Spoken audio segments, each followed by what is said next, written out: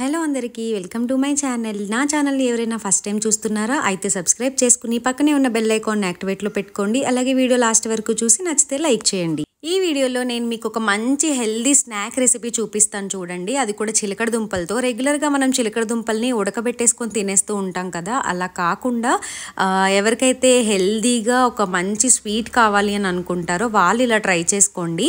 అది చిలకడ దుంపల్ని ఫస్ట్ మీకు ఎన్ని కావాలో అన్ని తీసుకొని దాన్ని మొత్తం శుభ్రంగా వాటికి అటు ఇటు ముచ్చుకలు తీసేసుకొని ఇలా ముక్కలుగా మీకు కావాల్సిన సైజెస్లో కట్ చేసుకోండి. కట్ చేసుకున్న తర్వాత ఒక 4-5 టైమ్స్ శుభ్రంగా మట్టి పోయేలాగా వాష్ చేసేసుకోండి.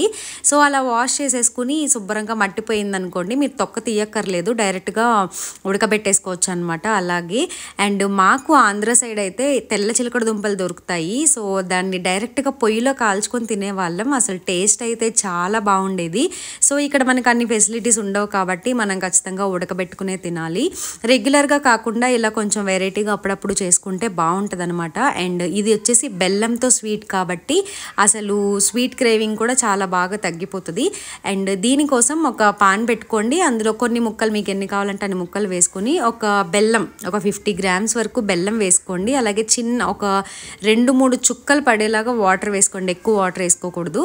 అండ్ ఇలా వేసేసుకొని మూత పెట్టేస్తే ఇంకా దాంట్లోంచే వాటర్ రిలీజ్ అయ్యి అవి ఉడికిపోతాయి అనమాట. ఎక్కువ వాటర్ కూడా పట్టవు. అండ్ చాలా టేస్టీగా ఉంది. నేను ఫస్ట్ టైం చేశాను, చాలా బాగా వచ్చిందనమాట. స్వీట్కి స్వీట్ క్రేవింగ్ తీరిపోతుంది. అలాగే చిలకడదుంప ఇష్టమైన వాళ్ళకి చిలకడదుంప బాగా హెల్దీగా మంచిగా టేస్టీగా కూడా తిన్నట్టు ఉంటుంది.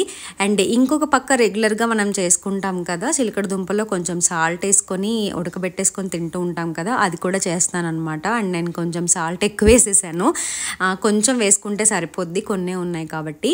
ఒక పక్క నాకు స్వీట్ కుక్ అయిపోతుంది, ఒక పక్క ఇది కూడా అయిపోతుంది. అండ్ ఉడికిందా లేదా అని చెక్ చేసుకోవడానికి ఇలా ఏదన్నా ఒకటి చాక్ కానీ టూత్ పిక్ కానీ గుచ్చండి, దిగిపోతే ఉడికిపోయినట్టే అనమాట. చాలా చాలా టేస్టీ అండ్ చాలా హెల్దీ కూడా. మనందరికీ తెలుసు చిలకడ దుంప చాలా హెల్దీ ఆప్షన్ దుంపల్లో.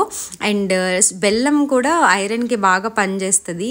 చిలకడ దుంపని ఈ మధ్య డైట్లో కూడా బాగా తీసుకుంటున్నారు. సో ఖచ్చితంగా మీరు కూడా ట్రై చేయండి. అండ్ అలాగే ఎలా వచ్చింది అనేది నాతో కామెంట్ సెక్షన్లో తెలియచేయండి.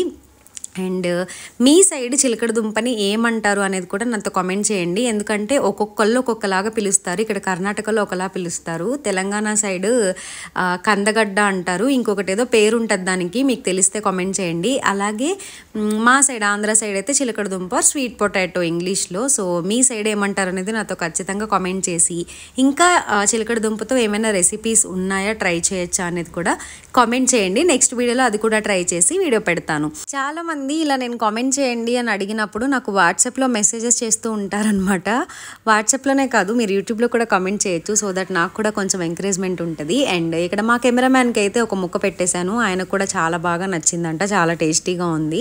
అండ్ వీడియో లాస్ట్ వరకు చూసినందుకు thank you so much. So నచ్చితే లైక్ చేయండి, కామెంట్ చేయండి, ఛానల్ని సబ్స్క్రైబ్ చేసుకుని పక్కనే ఉన్న బెల్ ఐకాన్ ఆన్లో పెట్టుకోండి. సో దట్ నేను నెక్స్ట్ ఏ వీడియో పెట్టినా మీకు వెంటనే నోటిఫికేషన్ వస్తుంది. Bye, thanks for watching.